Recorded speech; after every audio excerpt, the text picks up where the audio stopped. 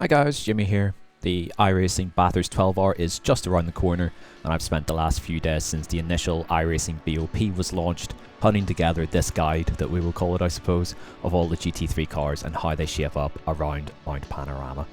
Obviously by the time Wednesday rolls round and iRacing release their final BOP, some of the information here will be obsolete, but I'd rather get this out early enough for people to see it, rather than scrambling last minute to get something done only for it to be of any use for people for maybe a couple of hours. With that being said, here's the outline of what I'm trying to do. I've taken the Virtual Racing School made weather sample and used that as my testing weather.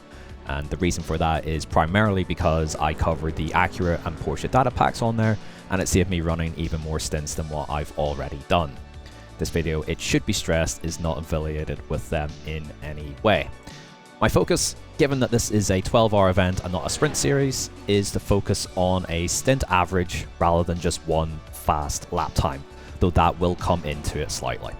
I chose a half tank run as my stint length, which is an outlap and 14 flying laps, as it's long enough to get a good idea of how a car develops over a stint, and only just short enough to preserve what little sanity I have left. We'll cover the stint average, fastest lap times, fuel mileage, tyre wear, and general car characteristics and behaviour.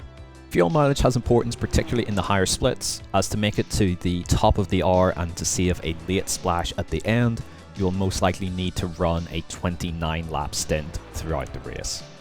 I'm not necessarily going to give a definitive ranking and conclude with a single car that you must all drive, otherwise you're going to lose your split, but hopefully this gives you some helpful information as to where your preferred car stands amongst the field. Full disclaimer, I've built all of the setups that I drove as part of this test myself, but I am only human and don't have a perfectly equal amount of time and knowledge with each car, so there may be some cars that look stronger or weaker than maybe where they actually sit, but that's just the nature of one person doing a test. Final note, all the setups that I made, minus the aforementioned Acura and Porsche, which are posted to the VRS data packs, are available in my Discord for those subscribed to my Twitch channel, which is twitch.tv/JamieFluke. Alright, that's the plug out of the way. Enough waffle, let's get stuck in. The Acura is a car that somewhat naturally suits this circuit, where stability and traction aren't anything to be sniffed at, and it has a twin-turbo V6 which is always handy at a high-altitude circuit like this one. With no BOP applied, the car is competitive, but I feel like it's been hit a little bit too hard here. Only 9th fastest on the stint average, it didn't kick on from the middle of the stint like most of the other cars do, though it is very good in terms of fuel mileage, able to go further beyond the 29 lap threshold than any other car. Balance wise for me, it was pretty stable for the most part. It suffers from understeer into snap oversteer on cold tyres, however there are other cars that need to be tiptoed a bit more than this one. It did feel like it was hanging on a tiny bit through McPhillamy Park towards the back end of my stint, and Sector 3 was notably weak in the Acura, almost a tenth shy on raw pace here to the fastest car. Curiously, as weak as it was in Sector 3, Sector 4, which is the skyline and dipper sector, it shines well here, indicating that underbraking down the hill and its natural low-speed traction help it out nicely here. Tyre wear looks promising, but it only matters if it's able to kick on and improve lap times as we go, which didn't happen for me here. The car probably needs a little bit of a helping hand in the second round of BOP, so let's see what happens. It probably feels a bit early to say this in the video, but this car was the quickest for me over the half stint. Not by a lot, but it was the fastest, and that's quite notable to me personally, as I have a burning disdain for the drivability of this car, and have never really felt like I've got on top of it. I constantly feel like I'm mid-boxing match inside an elevator trying to reason with this car when we don't have the luxury of running maximum downforce on the car, which we don't here at Mount Panorama, as the car under load will feel like it pitches around quite a bit unless you run the car very stiff mechanically. Interestingly, despite winning the stint average battle, it's not the quickest in terms of pure fastest lap, or with the fastest optimal time either, but the car gets up to pace quickly, and it's quick all the way through until the end. It's not comfortable to drive on cold tyres. Once you plead it with the car to let you drive more than half a lap without stacking it, it becomes much more palatable as the tyres come up to temperature and the fuel comes out of the car. In terms of where the car gets its speed, it's pretty much just very good everywhere, only showing a little bit of weakness in Sector 1 and Sector 5, which are the fast straight line bits out of slower corners, as it doesn't have the natural traction to shine here. Another feather in the cap of the Aston is the ability to hit the 29 lap mark for fuel without any notable fuel saving, an important point to make as most of the other cars close to the Aston on pace cannot boast such a claim. All in all, I suspect if this is the BOP iRacing stick with, then the broadcasted top split will be stacked with this car, but further on down its slightly inconsistent behaviour may turn away those who prioritise stability and confidence above all. This is a rare opportunity to see this car in action as it no longer runs in IMSA and therefore doesn't appear in those special events. So it's nice to see the Audi not just on the grid but looking fairly strong in the process. 5th fastest for me on the stint average, the car has good potential and will almost certainly be a viable option for the 12R as long as iRacing don't decide to hurt it. Every car I set up for this test had a little benchmark of needing to take Solomon Park, which is T9, absolutely flat, without feeling like I was going to stack it. Interestingly though, despite being balanced at high speed in terms of car behaviour, this was the only car that couldn't do that for me, so maybe I needed to bolt more downforce onto the car. The only other weak spot of the car handling wise is that it can get a little bit floaty coming down the hill from Skyline to Forest Elbow on more worn tyres. It is quick in a straight line, notably strong in particular in Sector 5 along with the Lamborghini, and its natural strength of slow speed cornering makes it shine as the quickest car overall in the final sector. Its weakness over the top of the mountain, however, despite having fractionally less straight line speed than the Lamborghini, makes me probably lean away from this car. The Audi is also for me slightly worse on tyres, but it does hit our fuel number nicely, which is a good positive for the car. A reasonable option, but once again it's probably just about outclassed by its Italian cousin. Very rarely these days is the BMW the absolute fastest option, but that doesn't mean it isn't worth considering, particularly if you're not looking towards the very top end of top split. 8th fastest average lap time over the stint doesn't quite tell the entire picture either, as the car shows some signs of life in terms of 1 lap and optimal pace as we get closer towards the end of my half stint, being a little bit closer to the mark. This is for a couple of reasons. One, I don't feel like the car really gets going all that quickly. It takes a bit of time for it to find its groove. And secondly, I could maybe have been a little bit more aggressive with the setup. Handling wise though, with that being said, the car is an absolute solid rock and it's probably the car that you want to go for if you just want maximum comfort from your big front engine cars. Strong over the top of the mountain as you would expect from a car that I think I put one click too much wing on, but I think trimming the car out a touch wouldn't hinder it here either. It's very good on tyres and the balance doesn't budge an inch over the run, so I have zero concerns about how the car would behave when the fuel empties out.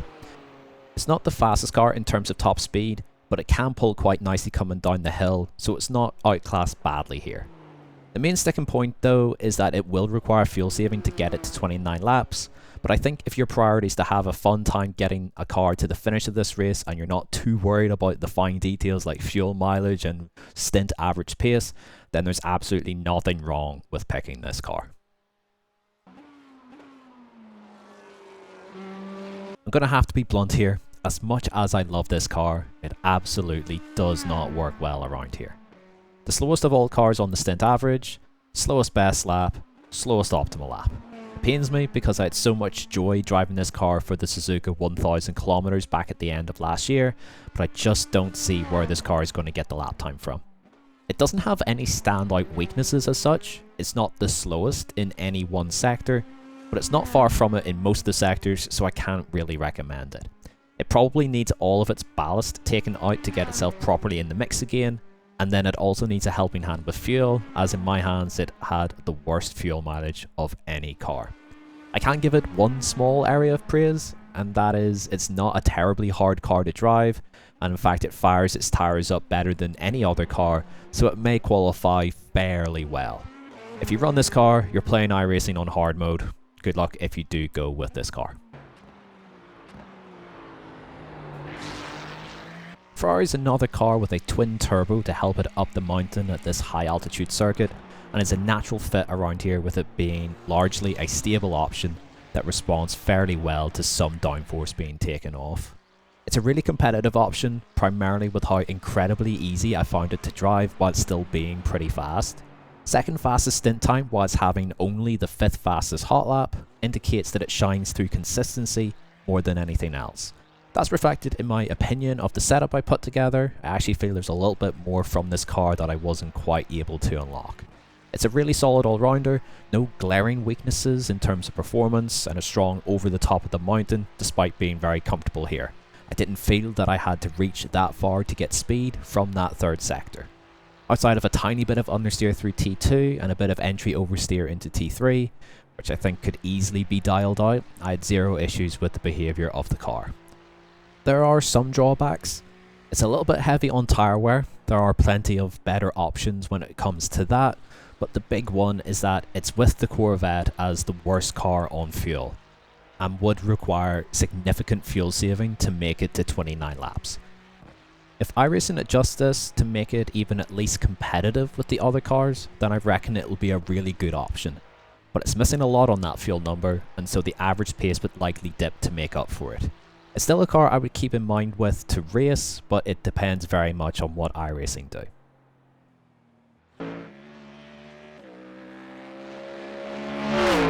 Oh boy, where do I start with this car? It's a bit of an enigma. The main strengths of this car are at high downforce circuits with a good mix of high and low speed corners. However, once you go below a medium downforce level, the car massively struggles to hang on to its strengths, and it demands that you bolt the downforce back on again. Even running this car with so much wing as to make it comfortably the slowest car in terms of top speed here, it can still be quite fickle and is prone to misbehaving. It takes time to get the car underneath you at the start of a stint, and it feels like you need to negotiate a peace treaty just to get the tyres up to temperature safely. And yet, once you do get the car rolling, it takes off like a rocket. Past lap 10, nothing that I tested got remotely close to this car, which was a huge surprise. Maybe I did get the setup closer to right here than the others, but I went from being exasperated at the car to completely at one with it.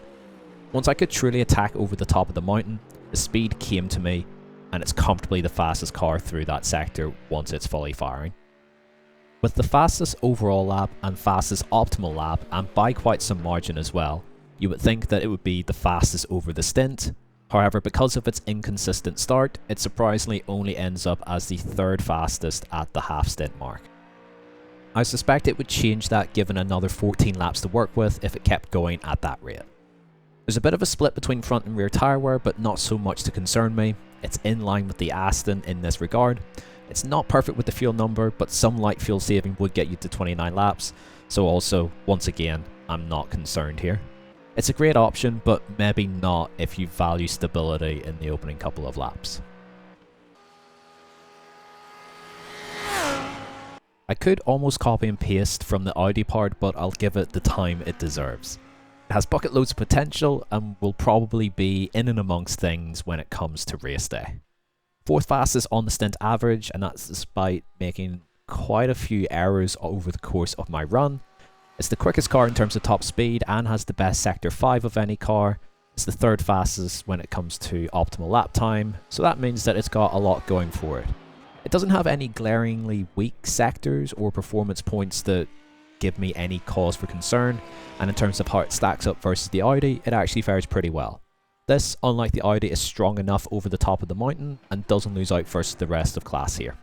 The Audi offers a touch more stability though and a little bit better slow speed cornering, but it's always been pretty close between these two cars.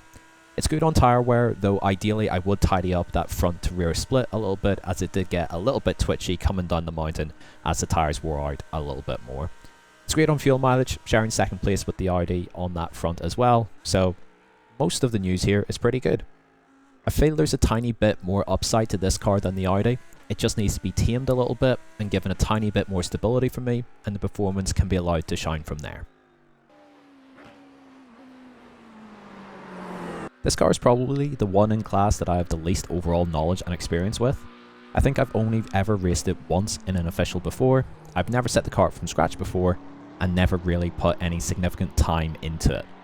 With the excuses out of the way, I personally feel that the car has more in it than 2nd slowest in terms of stint average and 3rd slowest on the fastest lap. The BOP hits the car quite a bit.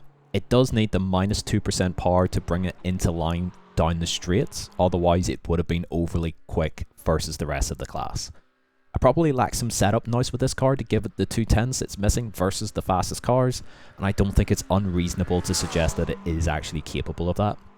It's a weird car to drive though, requiring as little gear shifting as you can get away with, utilising the torque to drag it out of corners and only shifting up when truly needed to stop the car losing time with the gear shift.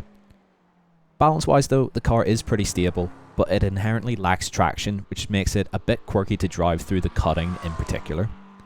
It's the worst car in my hands when it comes to tyre wear, although that's not of massive importance as long as the track temperatures stay fairly cool, and it does get really close to our fuel number of 29 laps, so just the smallest amount of fuel saving is required to get there. I think if you gel nicely with this car and have a ton of experience with it, you can get it to be competitive, but I wouldn't go rushing out to try it if you're not already adept with it.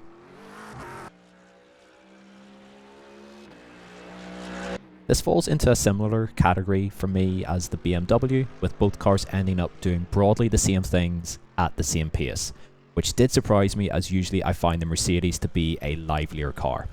7th fastest on stint average puts it firmly into midfield.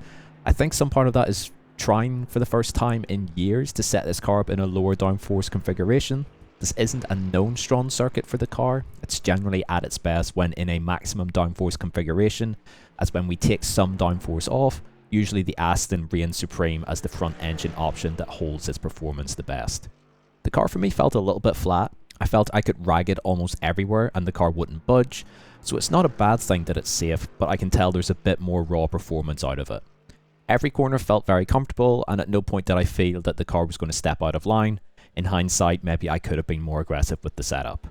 I did hit a particularly strong lap almost out of nowhere, and this car was the one that had the best lap closest to the optimal than any other. I compare it to the BMW as the cars have very similar tyre wear, straight line speed, balance and sector times. What maybe helps the Mercedes though is that it's closer to making it to 29 laps than its Bavarian rival, which I think tips it towards that direction if you have to pick between the two. I feel that there are going to be faster options, but this feels solid and stable, and that's not a bad thing for a 12-hour race here. Typically a car that gets overlooked in most special events these days, as it's not good when we need to bolt downforce on, and it's notoriously weak when on a full tank of fuel. The car typically only comes alive in qualifying and at tracks where we can trim out and not at altitude. See Daytona this year for a shining example of this. Here though, I feel like the car goes respectably well despite its drawbacks. It starts to pick up pace towards the half stint mark, and I'm totally convinced that over the full stint distance it would be even more competitive. And I think it's a fair option when it comes to the sprint series this week. 6th fastest at the halfway point of a stint, but with reasonable potential, I think it's fairly good around here. If we get a particularly hot track temperature, then this car has the ability to shine even more, as in terms of wear, this car was the best on its tyres. It lacks some downforce up over the mountain, but handles it pretty well with no real scary moments to note, which is always something to be careful of in this car with its engine in the back.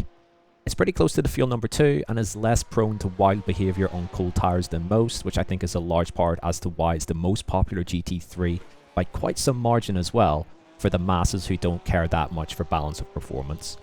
I think if the car could respond better on a full tank of fuel, it could do really well here. In top split though, I doubt we'll see too many Porsches, but it's not hopeless here, and I think that that's a good thing. Thanks for watching and making it this far. If you enjoyed the video, feel free to like, subscribe, share it around, all the good stuff that helps get this out to as many people as possible. This was a challenging but fun process to work on, and so if even just one person found it helpful or useful, then happy days. I've added a link in the description to an image of the data used in this video for your own reference. Best of luck this weekend, regardless of what car you're racing, and race well.